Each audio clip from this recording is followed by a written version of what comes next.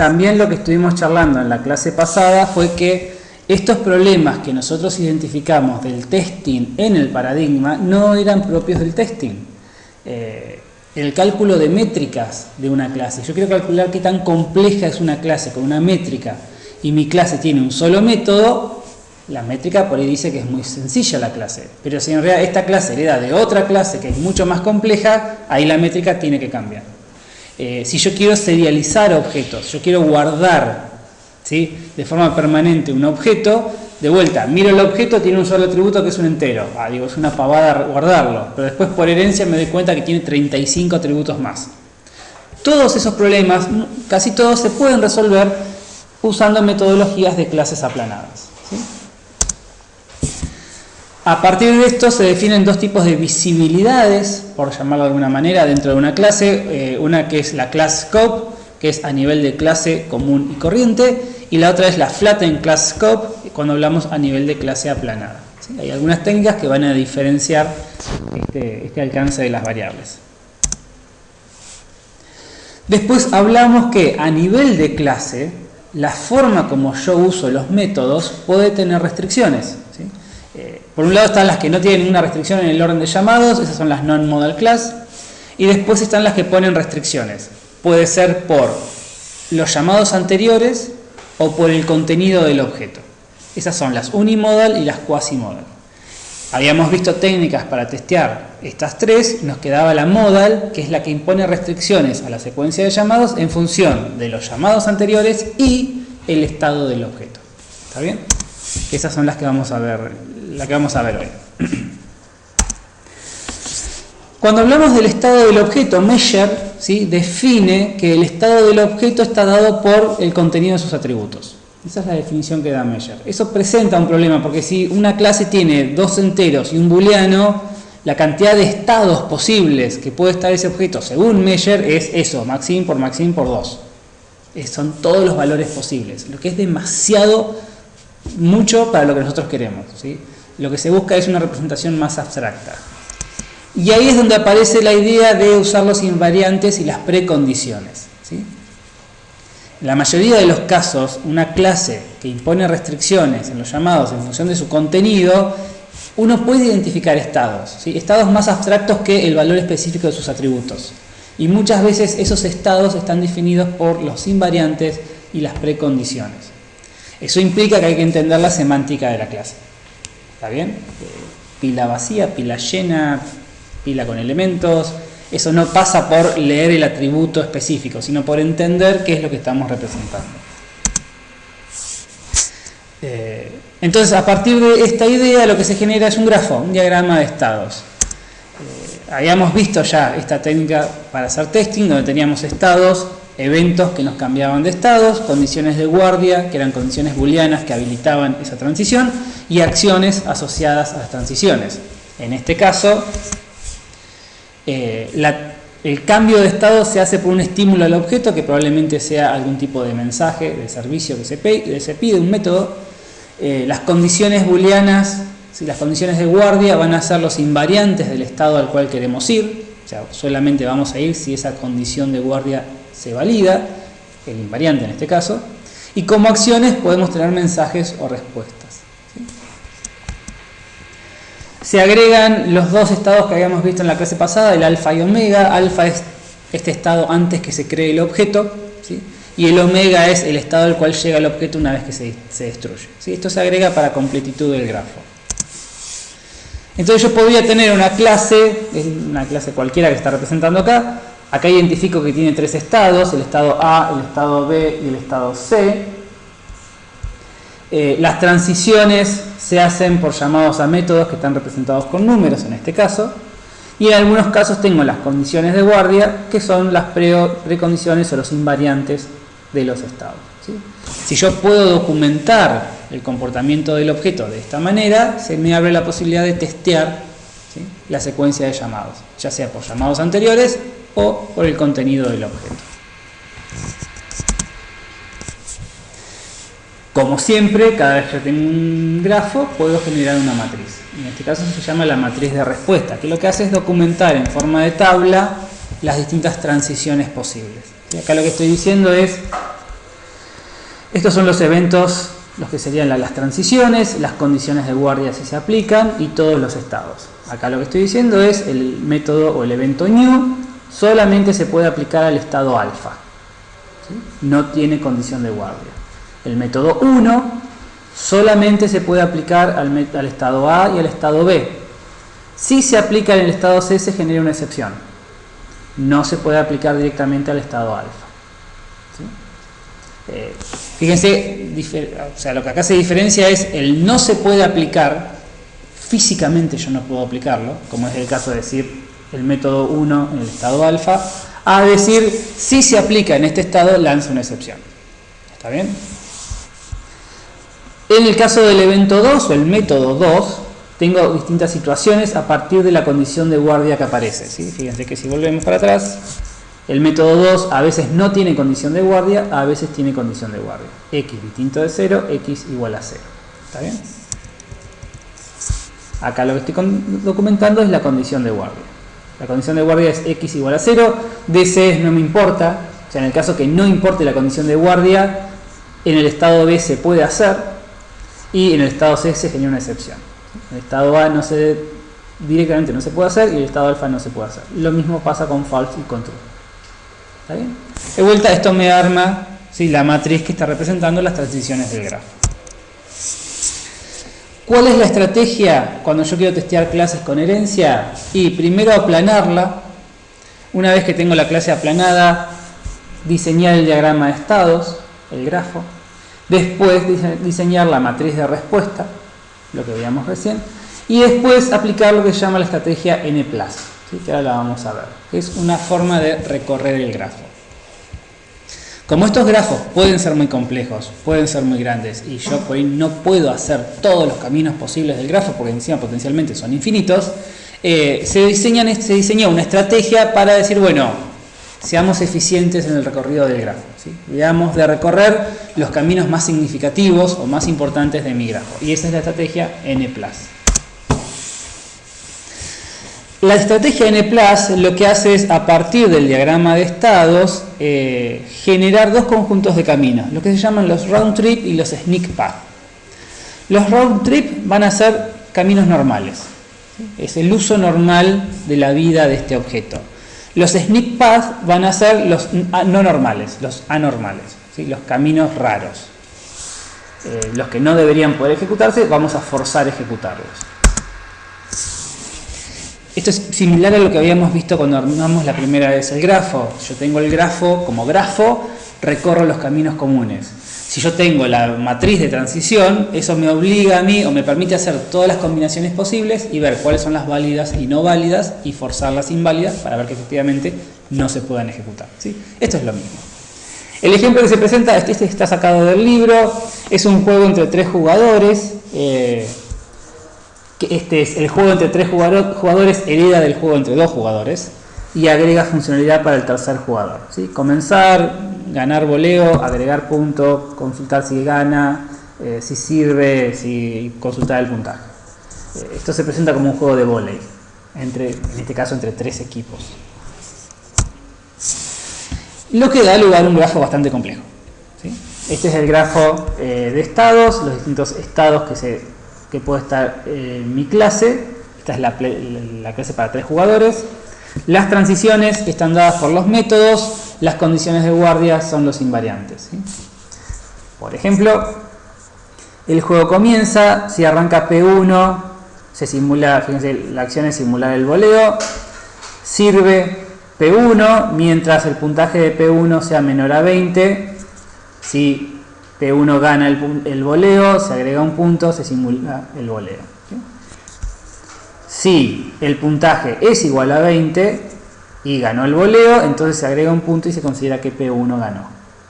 ¿Sí? Básicamente así se va comportando y van haciéndose todas las transiciones. ¿Está bien? A partir de esto, se genera, dentro del contexto de la estrategia N+, el árbol de transiciones.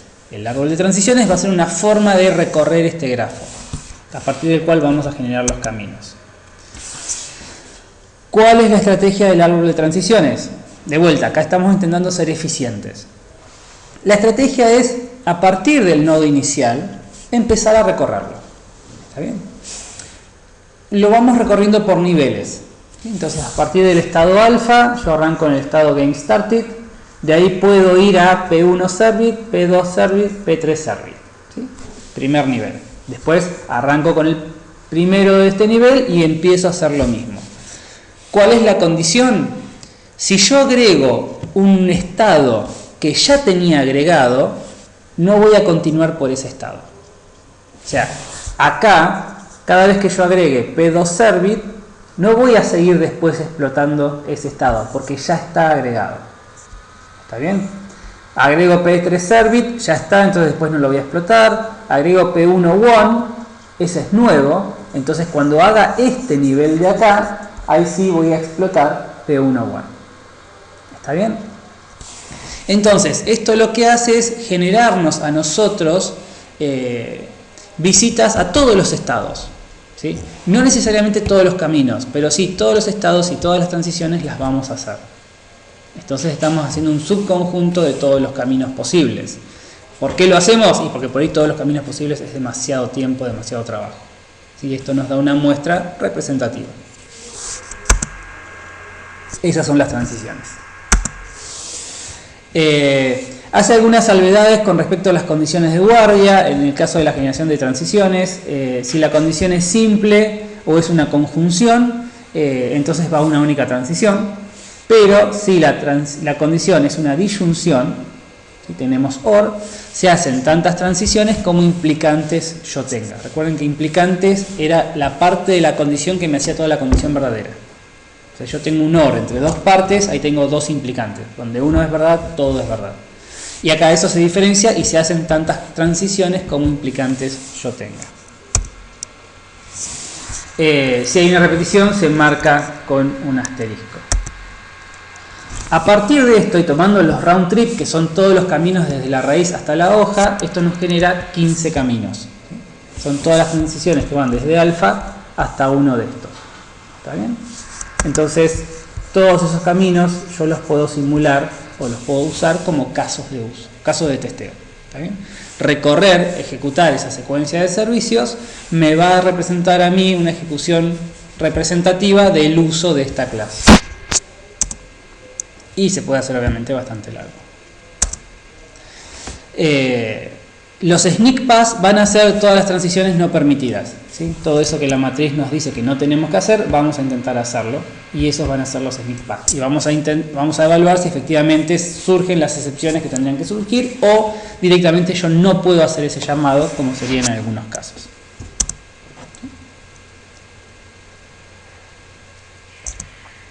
Y de vuelta también se puede llegar a ser bastante extenso. Bien, eso es con respecto a lo que son los árboles transiciones, la estrategia N+. Ahora hablando un poquito más de algunas pautas con respecto a las jerarquías de herencia. Se llevaron el proyector que normalmente uso, por eso estamos usando esta barrita que se ve mal. Bien, algunas cuestiones a tener en cuenta con respecto a lo que son las jerarquías de herencia. Algo que se puede llegar a hacer es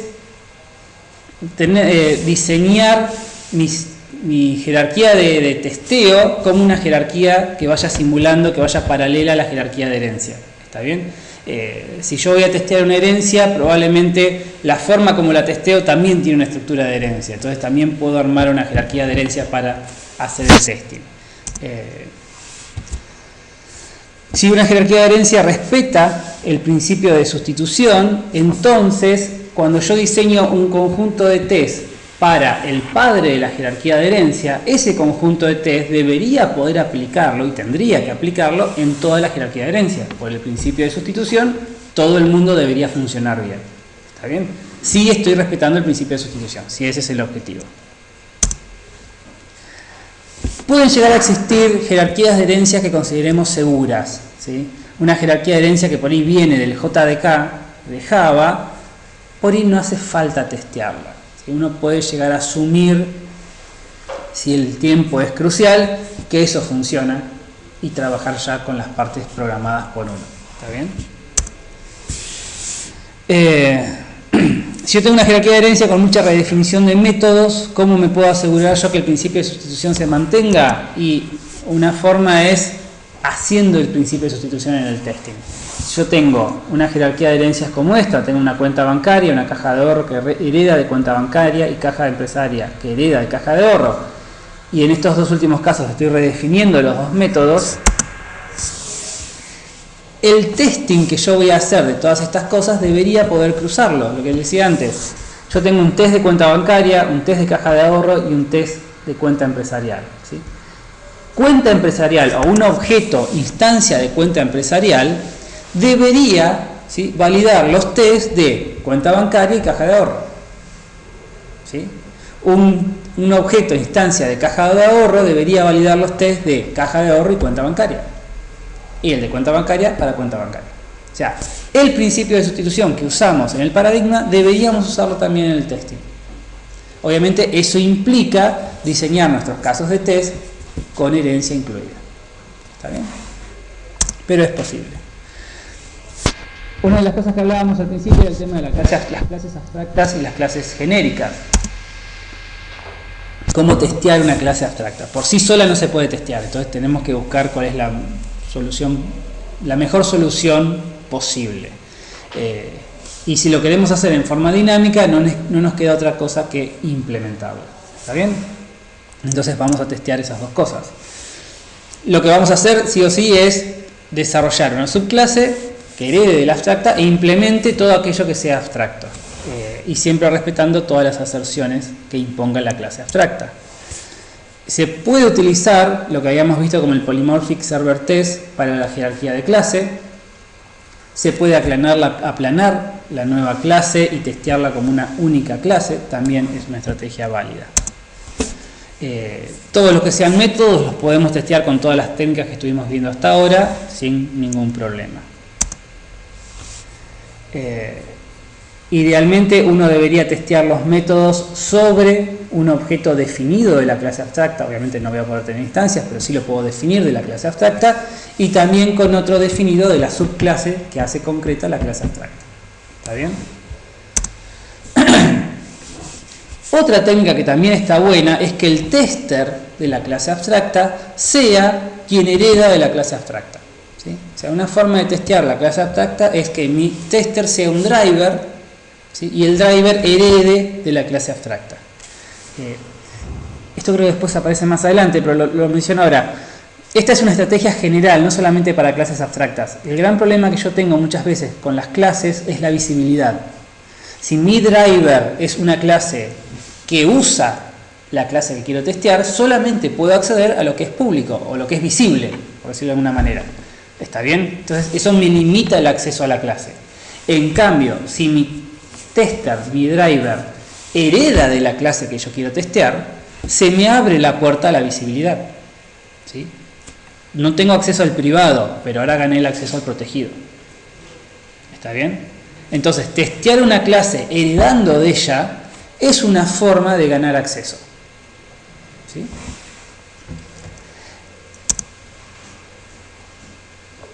La observación que se hace es que esto es recomendable si es una herencia de 2 niveles o menos, no mucho más, porque si no se vuelve demasiado complejo.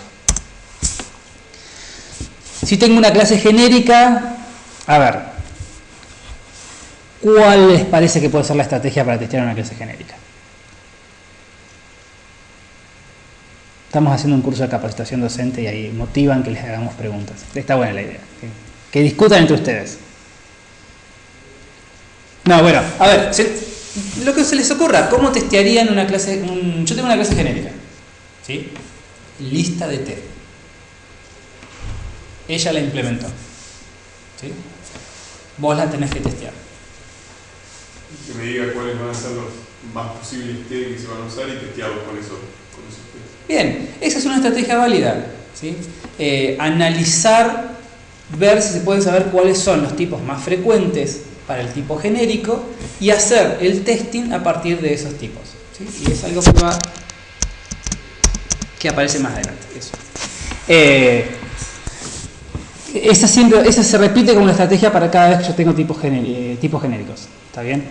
Intentar determinar cuáles son los más frecuentes que vayan a caer ahí y testear para esos. ¿Está bien? va a aparecer, como acá se menciona, distintas estrategias. Yo tengo un solo parámetro genérico, 2 parámetros genéricos o 3 parámetros genéricos. Podría tener más, pero ya eso sería muy extraño. Y en todos estos casos, de vuelta, la estrategia siempre incluye ver cuáles son los frecuentes. ¿Está bien? Un hash. Y el hash en algún lugar tiene un entero. Casi siempre el hash en alguno de el dominio del hash suele ser un entero. Entonces el testing puede ir por ese lado. Después, ya hilando más fino, en todos los casos de testing genérico se diferencian dos tipos de problemas. Los que se llaman los type dependent y los type specific. ¿Sí? Los type dependent son problemas que ocurren entre la interacción de la clase genérica y el parámetro genérico. ¿Sí? Y los type specific son problemas específicos a un método, ¿sí?, en el parámetro genérico o una clase del parámetro genérico. ¿Sí? Sería el caso donde uno se encuentra con que, che, mira, esta clase genérica, cuando el parámetro genérico es string, falla por esta razón. ¿Sí? No es es una señal de una mala programación si hay un parámetro en particular de una clase genérica que rompe algo. Pero uno también debería considerarlo. ¿Está bien? Por lo general uno apunta a los type dependent. ¿Sí? Problemas entre la interacción de la clase genérica con el parámetro genérico. Cuando uno habla de 2 o más parámetros genéricos, de vuelta aparece lo de más frecuente, pero también uno empieza a buscar ser ordenado en este testing. ¿Sí? Yo ahora tengo combinaciones de A2. Entonces acá lo que hay que decir es, bueno, agarrar los más frecuentes, fija uno en uno de los parámetros genéricos y combina con los otros. Fija el otro y combina con los otros. O sea, ser ordenados, no empezar a hacer combinaciones aleatorias. Y también lo que aparece en 2 o más parámetros genéricos es empezar a ver si hay dependencias entre los parámetros genéricos. ¿Está bien? Si eso es parte de la especificación de la clase genérica o no, y cómo eso va a influir en el testing. Y también siempre considerar los casos iguales. O sea, no solamente entero y carácter, string con entero, sino considerar string, string, entero, entero también. ¿Sí? Con más de 2 parámetros genéricos, la estrategia sigue siendo la misma, pero es menos probable que haya dependencias entre los 3. ¿Sí? Bien. Hay distintas estrategias al momento de encarar el diseño de los drivers. Recuerden que los drivers eran aquellos que me permitían a mí testear el objeto. Habíamos hablado de driver y stub. ¿Sí? Cuando yo tenía una clase que usaba otra clase, A usa B, y yo quiero testear A, necesito reemplazar B por otra cosa. ¿Sí? Idealmente algo bobo que no me modifique A para yo poder testear A en forma aislada. Eso era el stub. Si yo para usar B necesito tener A, entonces lo que voy a hacer es reemplazar A con un driver y de esa forma poder testear a B. ¿Sí? El diseño de los drivers tiene distintas estrategias. De vuelta, muchas veces, como decía antes, los tests pueden respetar una jerarquía de herencia, los drivers pueden respetar una jerarquía de herencia. ¿Sí? Entonces también se puede hablar de una clase abstracta test driver o un padre de la herencia test driver y que todos los drivers vayan heredando de ellos. En el caso que obviamente uno identifique un comportamiento común en todos. Reflejar con simetría la jerarquía de herencia, testear con la jerarquía de herencia de los drivers. La idea de usar el driver como una subclase de la clase que estoy testeando y así ganar visibilidad. Usar el driver como una clase interna dentro de la clase que estoy testeando. Ahí yo tengo el acceso a los elementos privados, ¿sí? Pero quizás necesite algunos modificadores más para el acceso a la clase. Y después, esto viene a lo que vamos a ver más adelante. Ahora, otra forma de testear en el paradigma orientado a objetos es con los invariantes. ¿Sí? Nosotros, por lo general, vemos los invariantes, las pre- y postcondiciones como una forma de documentar. Si yo pudiese realmente incorporar los invariantes, las aserciones, al control en ejecución, eso me permitiría a mí hacer un testeo de las cosas. ¿Sí? Lo vimos con aspectos. ¿sí? Aspectos me permitía eso, pasar la definición de aserciones de una documentación a un nivel de código que yo puedo usar para testear la aplicación. Aspectos no es la única forma de hacer eso. Otra forma es con lo que se llama Object Constraint Language, OCL, o Java Modeling Language, JML. ¿Sí? Son dos lenguajes que yo puedo utilizar para la definición de aserciones, que es ejecutable, que es controlable por la máquina virtual. OCL es un lenguaje declarativo, me permite a mí hacer la definición de invariantes, inicializar propiedades y un montón de cosas más. Por ejemplo, el ejemplo que les mostraba antes es un sistema de alquiler de autos, ¿sí? Un auto pertenece a un grupo de autos, hay un alquiler que es una relación entre un cliente y un auto. Los clientes pueden ser blacklisted, que dice que están castigados, por decirlo de alguna manera, y eso lo vamos a usar ahora de ejemplos. Por ejemplo, yo con OCL puedo definir los invariantes de una clase, por ejemplo, en el contexto de la clase quote se define el invariante quote over set, que es self, hace referencia al objeto mismo, punto value mayor a 0. Acá lo que estoy diciendo es, invariante de clase value tiene que ser mayor a 0. Eso lo estoy declarando y eso después es controlable.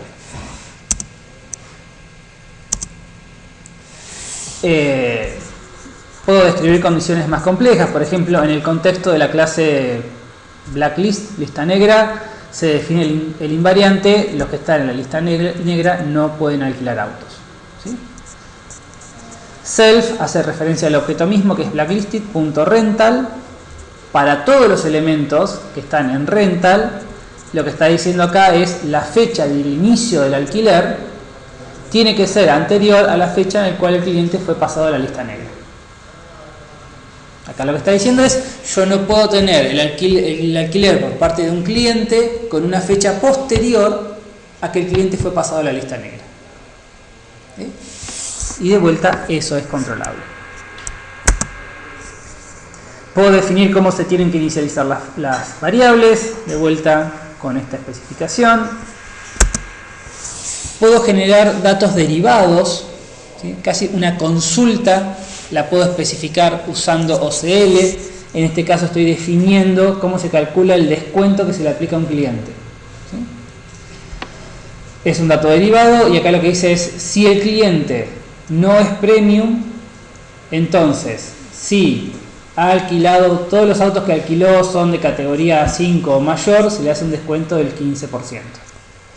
¿Sí? Si no es el caso, se le hace un descuento del 0%, y si es efectivamente premium, se le hace un descuento del 30%. ¿Está bien?